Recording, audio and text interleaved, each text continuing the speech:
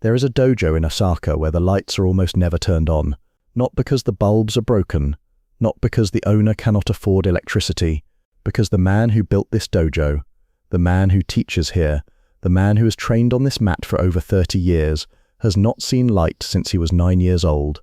November 1971, Osaka, Japan, 9:47 p.m. A single overhead bulb hangs from the ceiling, turned on tonight for the first time in weeks, because tonight there is a guest who needs it. A hand closes around Bruce Lee's wrist. The grip is not aggressive. It is not a threat. It is a reading. The way a doctor places 2 fingers on your pulse, except this man is reading everything. Pulse rate, tendon tension, the micro-distribution of weight through the forearm, the barely perceptible tremor that separates a man who is genuinely calm from a man who is performing calm. The man holding Bruce Lee's wrist is named Takeda Kenji. He is 44 years old. He is a 4-dan judoka. He has not lost a match in 31 years. His eyes are open. They are pointed directly at Bruce Lee's face. They see nothing. Through a translator, a young man named Hayashi, 22, the only sighted student Takeda has ever accepted. Takeda speaks. "You are lighter than I expected. Your tendons are unusually tight. You carry your weight forward." A pause. "You are not a patient man." Bruce Lee laughs, not the composed smile you have seen in interviews, not the controlled philosophical nod of a man who always has the answer. An actual laugh, surprised, involuntary. The sound of a man who has just been told something true by someone who has never seen him. This encounter appears in no biography, no documentary, no interview. Bruce Lee never mentioned it publicly. Takeda refused to speak of it for 25 years. The only record comes from a personal journal kept by Hayashi, portions of which surfaced in a 1998 interview with a small regional martial arts magazine in Kansai. Hayashi died in 2003. The magazine ceased publication in 2005. What follows is reconstructed from what remains. What happens when the fastest fighter alive meets a man for whom speed does not exist? By the end of this night, Bruce Lee would write a single line in his personal notebook that martial arts scholars have never been able to explain, until now. Before you meet Bruce Lee in this story, you need to understand the man who invited him. Because without Takeda Kenji, this is just another video about Bruce Lee being exceptional. With Takeda Kenji, it becomes the night Bruce Lee discovered the limits of his own system. Nishinari-ku, Osaka, the poorest district in the city, the kind of neighborhood where buildings lean against each other because neither can stand alone.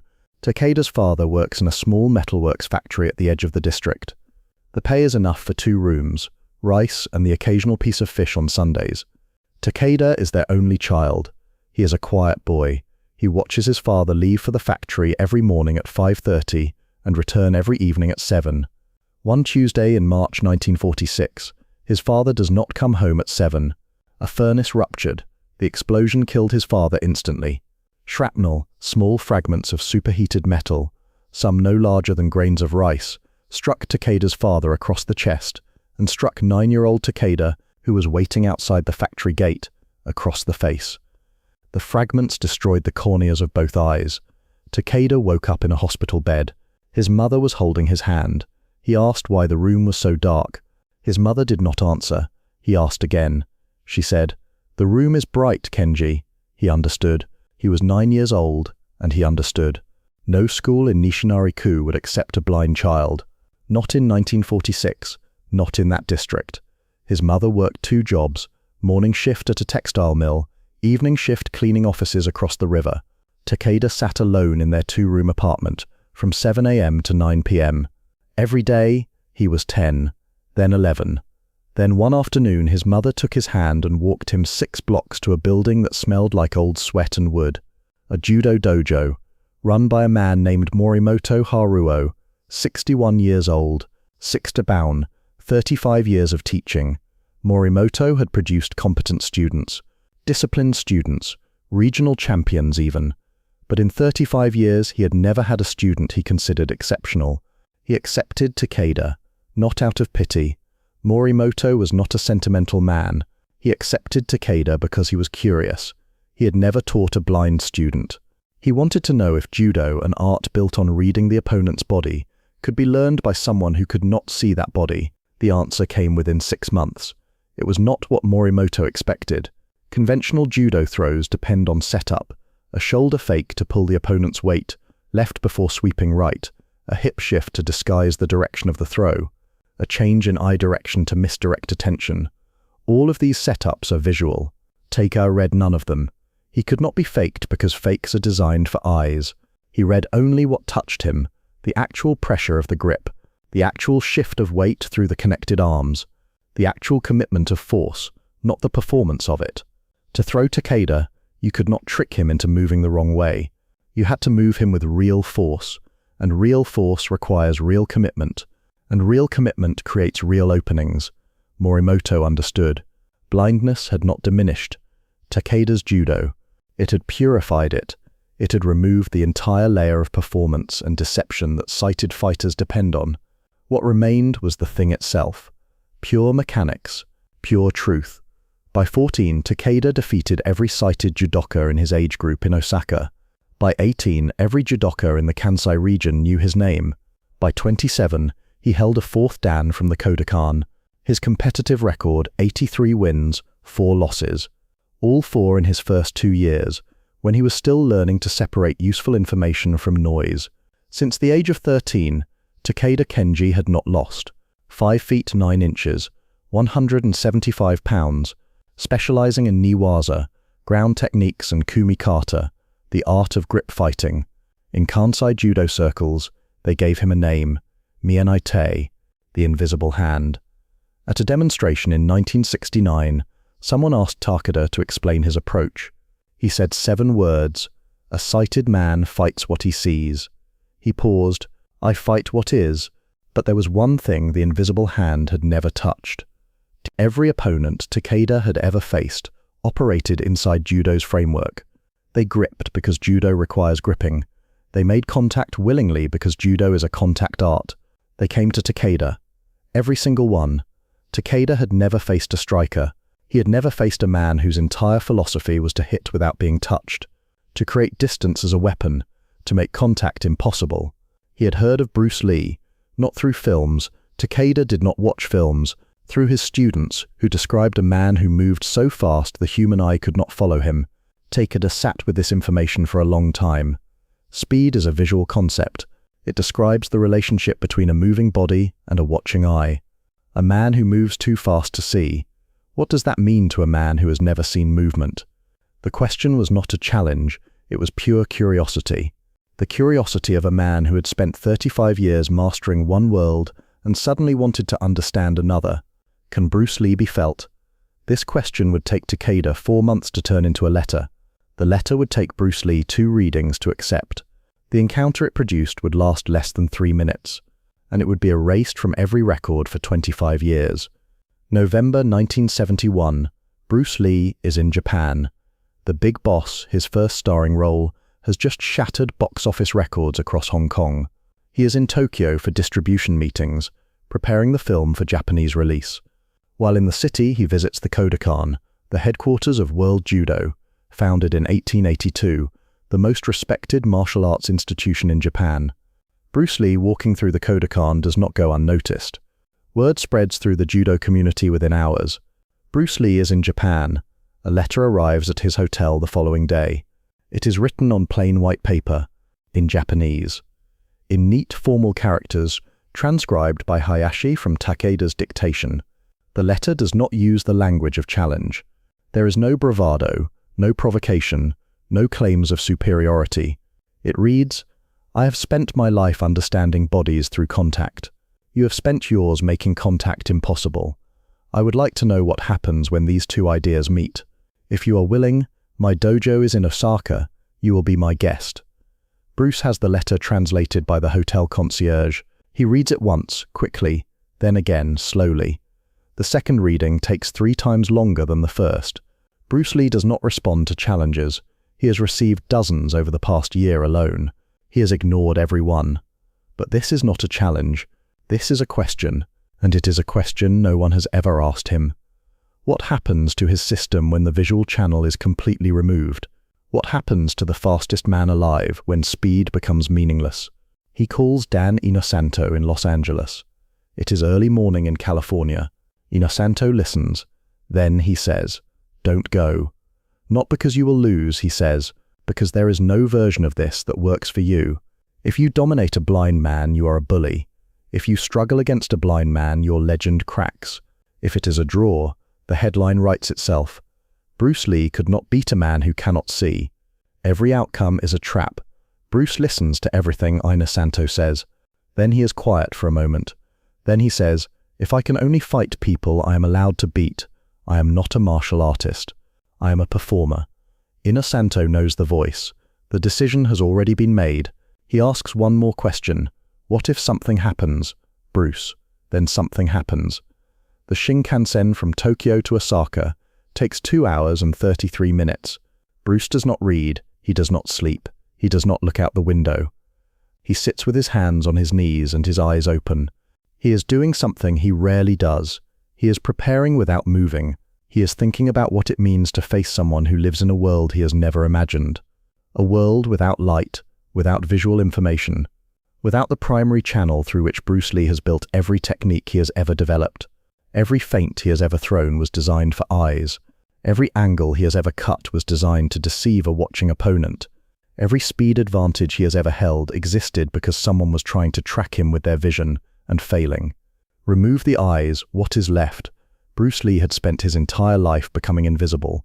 He was about to meet a man for whom everyone was invisible. Osaka Station. Hayashi is waiting on the platform. 22 years old.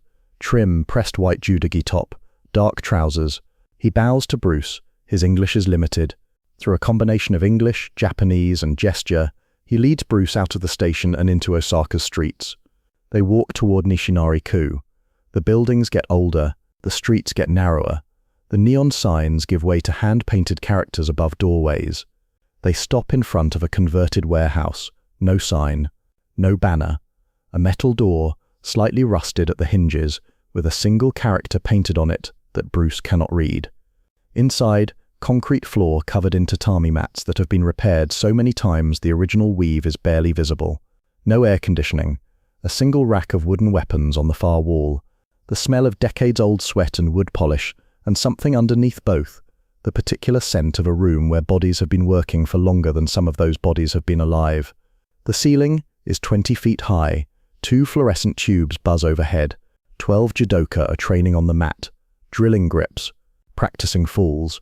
Moving in patterns Bruce recognizes as judo, but with something different about the rhythm. Slower, more deliberate, as if each movement is being listened to rather than watched. They all stop when Bruce enters. Silence. Nothing except the fluorescent hum. Takeda is not here. They wait. 5 minutes. 10. 15. The door opens. White cane first, then a hand, then the man. Takeda folds the cane and places it on a shelf by the entrance, with the precision of someone who has placed it in exactly that spot, 10,000 times.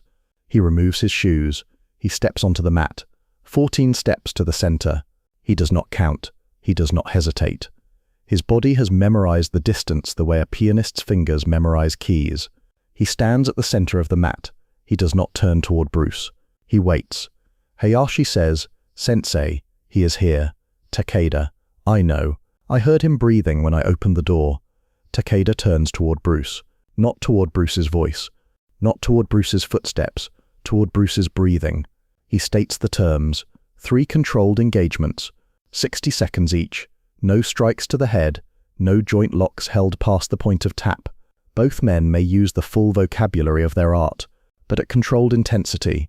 Takeda, I want to understand your movement. You want to understand my stillness. 3 minutes should be enough. Bruce nods, then catches himself. Takeda cannot see a nod. Agreed, Bruce says. They bow. The 12 judoka form a loose circle around the edge of the mat. Hayashi stands at the north side, watching. He will write everything he sees in his journal that night. Word for word, movement for movement. He does not know yet that what he writes will be the only record of what is about to happen. What happened in those 3 minutes would change how Bruce Lee thought about fighting for the rest of his life. He had 19 months left. Bruce adopts his stance. Left hand extended, fingers loose. Right hand back, guarding the center line. Weight on the rear foot, loaded, ready to fire in any direction. This is the stance that has made him untouchable. The lead hand feints, the eyes direct attention, the body shifts weight unpredictably. Every element of this stance is designed to create a visual puzzle that the opponent cannot solve fast enough. Takeda stands upright, hands at his sides, not a fighting stance, a listening stance. His head tilts 2 degrees to the right, his dominant ear angled toward Bruce. His body is completely still, not tense, still, the way a satellite dish is still, oriented, receptive, gathering. Bruce throws a probing jab, not a real strike, a test. The fist travels forward and stops 2 inches from Takeda's chest. Takeda does not flinch, does not move, does not blink. He says, "You stopped." Bruce pulls his hand back. The 12 judoka shift on their feet. Takeda felt the air displacement on his chest, the small wave of pressure, a fist pushes ahead of itself. But he recognized that the strike was not committed. A real punch compresses the air ahead of it, with increasing force that peaks at the moment of impact. A pulled punch creates a pressure wave that decelerates before it arrives. The difference is thousandths of a psi, imperceptible to anyone with functioning eyes, because eyes override the skin's data. Takeda has no eyes to override anything. His skin is the primary instrument. He has spent 35 years calibrating it. Bruce recalibrates. He moves laterally, quick, arrhythmic steps, the footwork that has bewildered every fighter he has ever faced. Left, right, angle, pause, angle again. Designed to prevent prediction, designed to make the opponent guess. Taker's head tracks him, smoothly, without hesitation, not by sound alone. The tatami mats are transmitting. Bare feet on woven straw produce a pressure wave that travels through the mat at close to the speed of sound. Takeda can feel which foot carries Bruce's weight.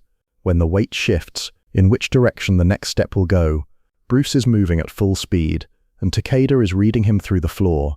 Bruce feints left, moves right, throws a controlled side kick toward Takeda's hip. Light contact, as agreed. The kick connects. Bruce's foot presses against Takeda's hip for less than a second.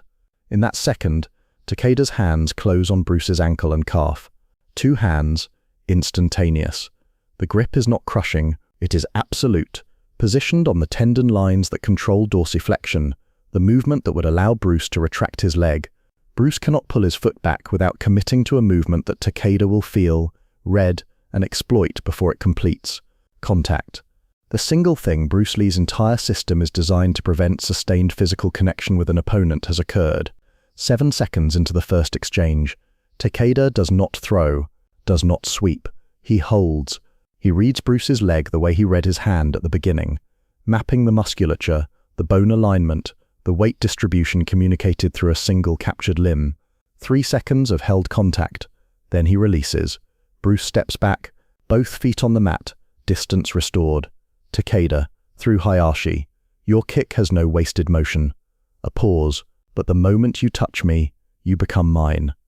Striking arts carry a structural vulnerability that grapplers have exploited for centuries. To deliver force, a striker must plant weight and commit mass along a single vector. That commitment creates a fixed point. A fixed point is exactly what a grappler needs. A body in motion is difficult to control. A body delivering a strike is, for the duration of that strike, a body with a predictable trajectory. Bruce Lee's genius, his life's work has been minimizing the duration of contact, hitting and vanishing, making the window so small that no grappler can exploit it. Takeda's genius is the opposite, maximizing the information gathered during whatever contact occurs. No matter how brief, less than a second of contact, Bruce's foot against Takeda's hip, and Takeda learned the structure of Bruce's kicking leg, the tension in his ankle, the angle of his knee, and the distribution of weight that would determine his recovery path. In less than a second, the 12 judoka in the room have not breathed. 60-second rest. Both men on opposite sides of the mat. Bruce rolls his ankle, the one taker held, not injured, assessing. He has never had anyone read his body through a held limb. He has been grabbed before by wrestlers, by judo players, by students who got lucky. He has always escaped through speed, but Takeda did not try to throw him, did not try to hold him. Takeda read him, like a page, like a blueprint. And now Takeda has data. Bruce's entire deception toolkit, feints, eye shifts, shoulder fakes, rhythm changes, operates through the visual channel. Takeda has no visual channel. These tools are not merely ineffective against him. They do not exist. They are not part of Takeda's physics. For the first time in Bruce Lee's career, speed was not an advantage. Speed is a relationship between a moving body and a watching eye. Remove the eye, and speed becomes something else. It becomes sound, vibration, pressure, information. Information Takeda Kenji has been reading since before Bruce Lee threw his first punch. The second exchange begins. Bruce changes strategy completely. Not adjusted, changed. Instead of speed, he chooses silence. He rises onto the balls of his feet, barely touching the tatami, minimizing the vibration data he feeds to Takeda through the floor. He moves in intervals, not continuously. Step, freeze,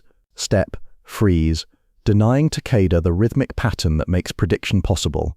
Takeda tilts his head. Something has changed. The floor has gone quiet.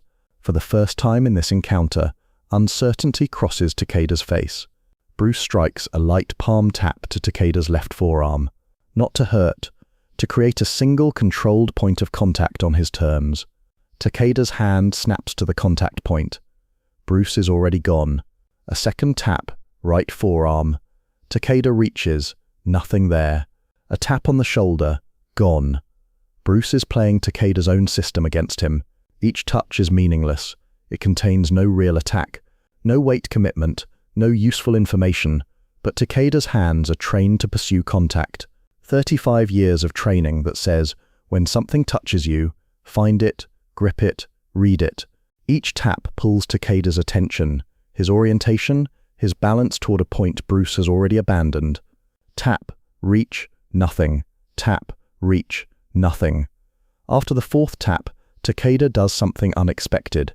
He smiles, not frustration, appreciation. The smile of a man who recognizes that he is being outplayed at his own game, and then he stops reaching, stops tracking, stops reacting entirely. He drops his weight, lowers his center of gravity 6 inches through pure leg compression, plants his feet wide on the mat, and becomes a stone. He is filtering, the way a sonar operator filters ocean noise, raising the threshold, rejecting everything below a certain force level, waiting only for the signal that carries real commitment. Bruce circles, taps Takeda's forearm. Nothing. Taps his shoulder. Nothing. 3 more taps. Nothing. Nothing. Nothing. Nothing. Nothing. Takeda has reclassified Bruce's taps as noise. He is waiting for signal. Bruce understands. Taps will not work anymore. He needs Takeda to react. So he borrows. He reaches for Takeda's collar. A judo grip. The language of Takeda's own art. The moment Bruce's fingers touch the fabric of Takeda's judo gi, the response is instantaneous. Takeda's hands execute a grip break and counter grip that Bruce has never felt. His arm is seated at a structural disadvantage, elbow extended 2 degrees past comfortable range, shoulder rotated inward, balance pulled forward onto his lead foot. Bruce feels his center of gravity shift. He is being moved, not by force, by architecture. Takeda's grip has rearranged the load-bearing geometry of Bruce's skeleton so that his own weight is working against him. For 1 second, one documented second in Hayashi's journal, Bruce Lee is being controlled by another human being's hands. He escapes. A sharp rotational hip movement, a corkscrew that drops his trapped shoulder, spirals his torso, and slips his arm through the gap between Takeda's thumb and fingers. The movement does not exist in judo's vocabulary. Takeda's hands, calibrated for judo-based responses, find nothing to grip as Bruce's body corkscrews free. Both men separate. The mat is silent. The 12 judoka look at each other. No one has ever escaped Takeda's collar response. Not once. In 31 years. The final exchange. Something fundamental has shifted in both men. You can see it in their posture, if you know what you are looking at, and the 12 judoka standing around this mat know exactly what they are looking at. Bruce is no longer trying to be fast. Takeda is no longer trying to be still. Over the previous 2 exchanges, each man has migrated toward the other's territory. Bruce has discovered silence. Takeda has discovered movement. They have arrived at a place in the middle that belongs to neither art. They step toward each other simultaneously. No feints, no reading, no strategy. Bruce extends his right hand. Takeda extends his left, They grip each other's wrists. The opening image of this story. A hand on a wrist, but now it is both hands, both wrists. Mutual. The oldest form of combat on Earth, before judo, before Wing Chun, before any formalized system, before any school or style or tradition, humans tested each other through grip. For 40 seconds they engage in standing grip fighting, shifting weight, adjusting angles, probing for structural weakness through the single connected point. The judoka watching recognize kumikata, judo's grip battle, but Bruce is executing it with a striker's instincts, using angles that do not appear in any judo textbook. Takeda is executing it with a reader's patience, processing more data per second through his palms than Bruce's eyes could capture watching high-speed film. Neither man gains a decisive advantage. The exchange is not a stalemate. It is a dialogue, conducted entirely through pressure and counter-pressure. Two complete martial arts systems, speaking to each other through four connected hands. At 50 seconds, Bruce does something no one in the room expects. He relaxes his grip entirely. His wrist goes soft. Muscle tension drops to zero. His hand becomes dead weight. A limb with no intention, no direction, no information. For Takeda, this is the equivalent of a sighted fighter suddenly facing total darkness.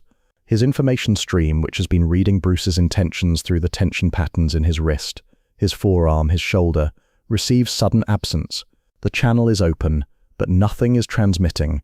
Takeda's calibration stutters, half a second. His system searches for data that is no longer there. In that half second, Bruce steps behind Takeda's lead foot. His right hand, the limp one, comes alive in a single instant, pressing gentle downward pressure on Takeda's right shoulder.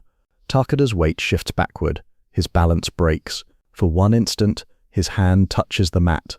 One hand, one knee dipped. The position is clear. Bruce found the opening. He found it by doing the one thing Takeda's system could not process. Nothing. Silence, fed through the hand, at the moment it mattered most. Takeda returns to standing. He faces Bruce. He nods once. Through Hayashi. You learned in 3 minutes what took my students 3 years. A pause. You fed me silence. My hands cannot read what is not there. Bruce, breathing slightly harder than when they started. You showed me something I have never seen. A man who fights with everything I have spent my life trying to remove. The room holds 12 Judoka, 1 translator. 2 men standing 3 feet apart, who have just found the edges of their own systems by pressing against someone else's. Nobody moves, nobody speaks. The fluorescent tubes buzz overhead. The sound is the loudest thing in the room. They sit on the mat. Both men lower themselves to Caesar, the formal kneeling position, knees folded beneath them, backs straight. Takeda's transition is seamless, a motion practiced 10,000 times over 40 years. His body folds into the position the way water fills a glass, without effort, without thought, without a single wasted adjustment. Bruce follows, slightly less fluid. Caesar is not his natural resting position. He adjusts once, then settles.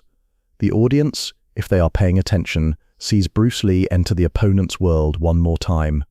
Not through fighting, through sitting. Tea is brought, not by Hayashi, by the youngest judoka in the room, a boy, 15 years old, who navigates from the small kitchen area at the back of the dojo to the center of the mat carrying a tray with 2 ceramic cups. He moves without hesitation. He does not look down at the tray. He does not look down at the mat. He places the cups on the floor between Takeda and Bruce, with the precision of a jeweler setting a stone. The cups do not make a sound when they touch the mat. The boy is blind. This has been withheld until this moment. The 12 judoka training when Bruce entered, the ones who stopped and stood in silence, the ones who formed the circle around the mat, the ones who watched the 3 exchanges with unblinking stillness. They were not watching, they were listening. Every one of them is blind. Takeda's dojo teaches exclusively blind students, always has, since the day he opened it. The training hall that seemed ordinary was extraordinary. The silence the audience interpreted as awe was not awe. It was how this room always operates. The stillness was not tension. It was normal. Every person Bruce Lee has been surrounded by for the past hour lives in the same perceptual world as Takeda Kenji. Bruce Lee was the only person in this room who needed the light. Takeda lifts his cup, drinks. You move to avoid being touched. I move to increase touch. He sets the cup down. We are the same problem from opposite sides. Bruce holds his cup but does not drink. I have always taught that a fighter should have no fixed form, that you should be like water, shapeless, formless, adapting to any container.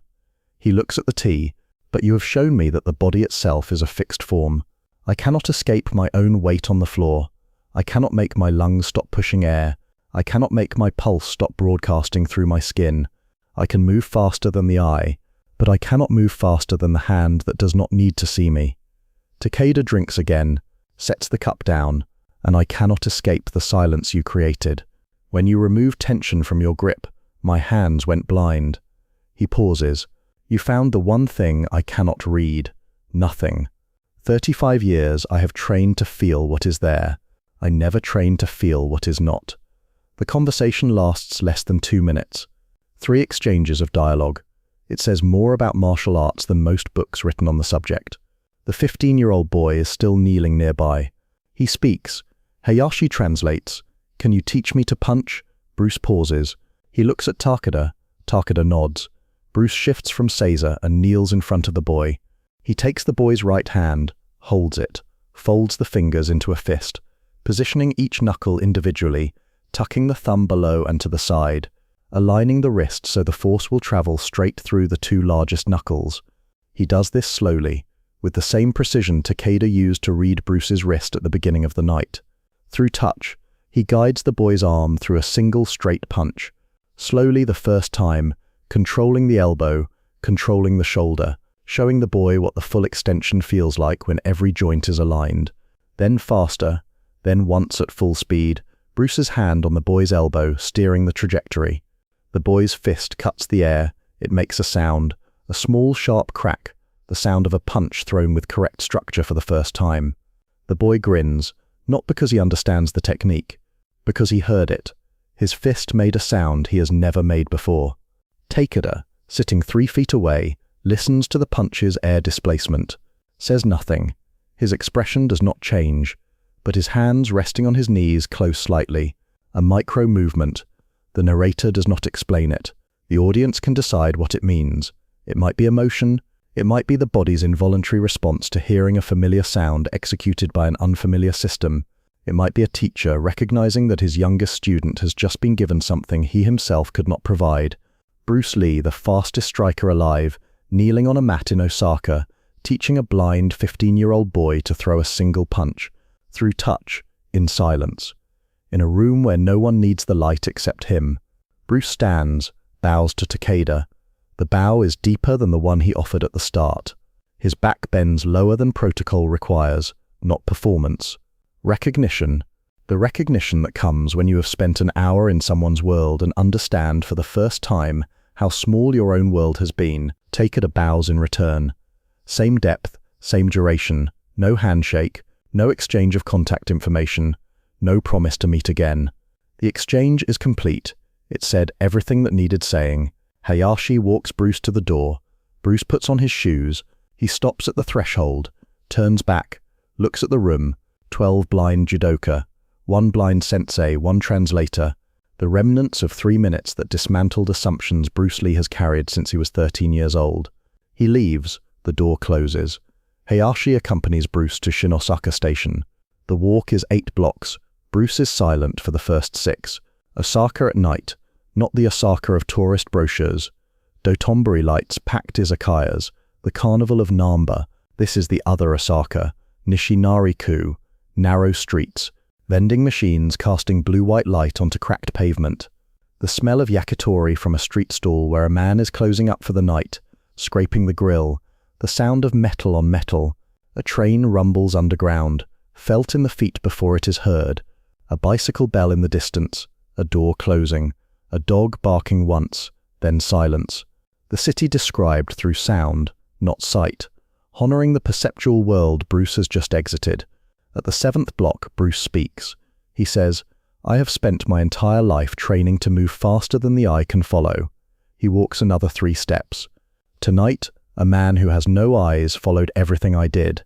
Hayashi does not respond. There is no response to give. He writes the line in his journal that night, word for word. It is the only direct Bruce Lee quote from the Osaka encounter. It is the line that will surface in the 1998 magazine interview. It is the line that connects this story to the historical record. It is the line you are hearing now because a 22-year-old translator went home and wrote it down before he went to sleep. Bruce returns to Tokyo on the last Shinkansen. The 9:46 p.m. departure from Osaka. He arrives at Tokyo Station after midnight, takes a taxi to his hotel. He does not sleep. He sits at the small desk in his room and opens his personal notebook. Black cover, unlined pages, the notebook he carries everywhere, the one that will be recovered after his death, and partially published by John Little in Jitku Nadu. Bruce Lee's commentaries on the martial way. He writes a single entry: the body speaks even when the mouth is still. Silence is not emptiness. Silence is the loudest technique. Scholars who have studied this notebook have attributed the entry to general philosophical reflection, a meditation on stillness, an abstract thought. No one has connected it to a specific event. No one has connected it to a specific night. No one has connected it to a man in a dojo in Osaka, whose hands could read a body the way most people read a face.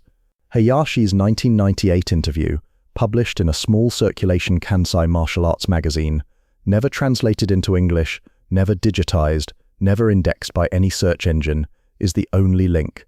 The entry's date in Bruce's notebook matches the date of the Osaka visit, to the day. Hayashi continued to train under Takeda for another 12 years. He earned a third dan. He eventually took over the administrative duties at the Nishinari-ku dojo, scheduling, enrollment, correspondence. He kept training, he kept his journal. In the 1998 interview, when asked why he waited 27 years to share the story, Hayashi said, "Sensei Takeda told me not to speak of it." He said the lesson was for two people, not for an audience. He paused. When Sensei's health began to fail, I asked him again.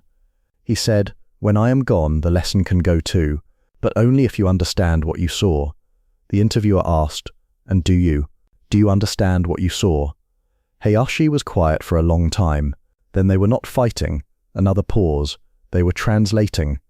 Bruce Lee spoke a language of light, speed, angles, visual deception. Everything he did was designed to overwhelm what the eye can process. Sensei spoke a language of darkness, pressure, vibration, contact. Everything he did was designed to understand what the hand can feel. For 3 minutes on a mat in Nishinari-ku, they tried to translate each other. Neither succeeded completely, but both of them learned in those 3 minutes that the language they had mastered was not the only one. Takeda Kenji taught at the Nishinari-ku dojo until 1994, 23 more years after the night Bruce Lee visited. He never expanded, never moved to a larger space, never sought publicity, never accepted a sighted student after Hayashi. His enrollment was never more than 15 students at a time, all blind or visually impaired, all from Osaka. He charged what families could afford. Sometimes that was nothing. He taught anyway. He never spoke about Bruce Lee publicly. Not once. When students in later years asked whether he had ever faced a striker, the question came up occasionally. As martial arts cross-training became more common in the 1980s, Takeda said only, "Once. It was interesting. No name, no date, no details. One exception, a demonstration at the Osaka Prefectural Gymnasium. Takeda is 63 years old. He is there to demonstrate judo for blind practitioners, a cause he has championed quietly for decades. After the demonstration, a young judoka in the audience asks a question. Sensei Takeda, how do you defeat sighted opponents? They can see your techniques before you execute them. Takeda, I do not defeat them. The audience waits. I wait for them to defeat themselves. Every sighted fighter trusts his eyes more than his hands. His eyes will show him what looks like an opening. His hands will tell him the truth. He will believe his eyes. A pause. His eyes will lie to him. My hands never lie to me. The young judoka is not satisfied. He presses, but have you ever faced someone whose body did not lie, someone whose movement told the truth? Takeda is quiet. The pause is long enough that Hayashi, standing beside him at the edge of the stage, turns to look. Once, Takeda says, in this city, a long time ago, a man from Hong Kong. The gymnasium is silent. His body told the truth from the first second. Every movement was exactly what it appeared to be. There was no performance, no decoration, no waste. That is why I could not beat him. A longer pause, and that is why he could not beat me. He does not say the man's name. He never says the man's name. Not that day. Not any day after. Takeda Kenji died in 2006. He was 69 years old. His funeral was held at a small Buddhist temple in Nishinari-ku, 3 blocks from the dojo where he taught for 41 years. Over 200 judoka attended. Many of them were blind. Some had traveled from Kyoto, from Kobe, from as far as Sapporo. All of them had been taught, directly or by students of students, by a man who believed that the eyes were the least reliable sense a fighter possessed, that the truest information comes not from what you can see, but from what you can feel. 19 months after the night in Osaka, on July 20th, 1973, Bruce Lee died in Hong Kong. He was 32 years old. Among his personal effects was the notebook. Among the notebook's entries was the line about silence. Among the people in the world who could have explained that line, who could have said where it came from, what it meant, what happened on the night it was written, only Hayashi remained.